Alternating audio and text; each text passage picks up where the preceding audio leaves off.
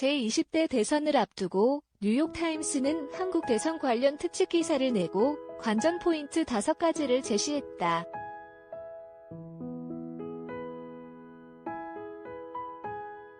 뉴욕타임스는 오늘 당선된 후보가 직면해야 할 가장 큰 문제로 집값을 뽑았다.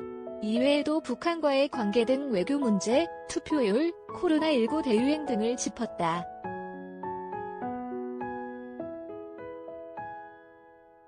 1.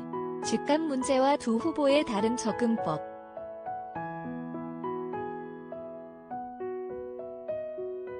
뉴욕타임스는 지금 누가 당선돼도 가장 큰 이슈는 단연 집값이라고 보도했다. 특히 한국 젊은 유권자들에게 가장 시급한 문제 중 하나가 주택 구입 가능성이다. 이재명 더불어민주당 후보, 윤석열 국민의힘 후보 모두 당선되면 수백만 채의 새 주택을 공급하겠다고 약속했다.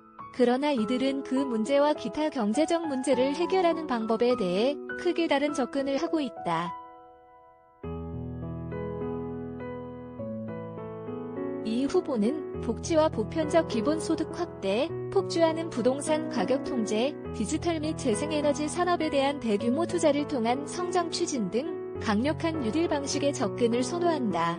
이에 비해 윤 후보는 시장 주도와 규제 완화에 중점을 둔 작은 정부를 선호한다.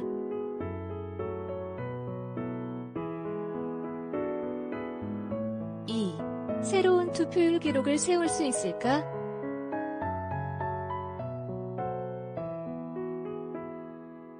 뉴욕타임스는 이번에 얼마나 많은 투표율을 기록할지에도 주목했다.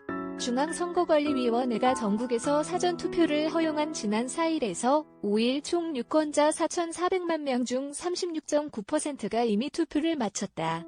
9일 당일 오후 5시 기준 선관위는 최종 투표율은 19대 대선 77.2%보다 약간 높을 것이라고 밝혔다. 3. 코로나19 속 안전한 투표 이뤄질 수 있을까?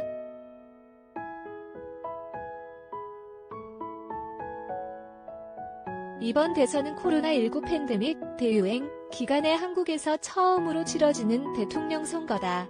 투표로 인해 오미크론이 더 번질 수도 있다는 우려도 나오고 있다. 모든 유권자는 마스크를 의무적으로 착용해야 한다. 공무원들은 투표자의 체온을 확인하고 손에 소독제를 뿌린 뒤 유권자들이 투표할 때 착용할 비닐 장갑을 요청 시 나눠준다.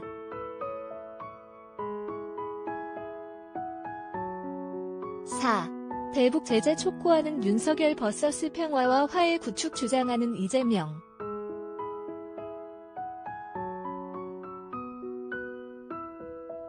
북한도 선거 기간 동안 상당한 비중을 차지하고 있다. 8일 북한 경비정은 분쟁 중인 서해안 경계선을 잠시 넘었으나 한국 해군이 경고 사격을 가하자 후퇴했다. 북한은 또 최근 하루가 멀다 하고 미사일을 발사하며 지정학적 긴장을 높이고 있다.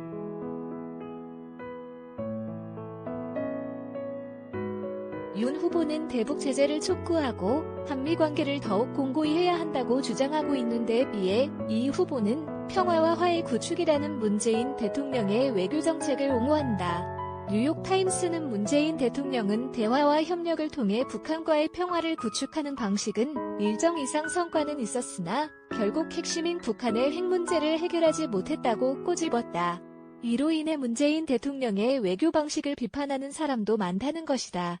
이런 점들이 각 후보의 지지율에 변수를 만들 수도 있다는 분석이다. 5. 말만 많은 정치인 vs 검찰 공화국이라는 비판.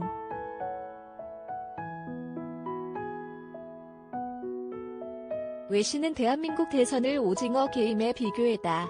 또 설문조사에 따르면 많은 시민이 차악을 뽑는 선거라고 부르고 있다는 점을 언급했다. 뉴욕타임스는 30대 유권자 홍모 씨의 말을 인용해 윤 후보는 무식하다. 이 후보는 말이 많지만 믿을 수 없다고 말했다. 그는 이번 선거는 두 가지 악 중 차악을 선택하는 것이라는 말을 인용했다. 이 와중에 어느 후보가 결국 승리할지 외신도 주목하고 있다.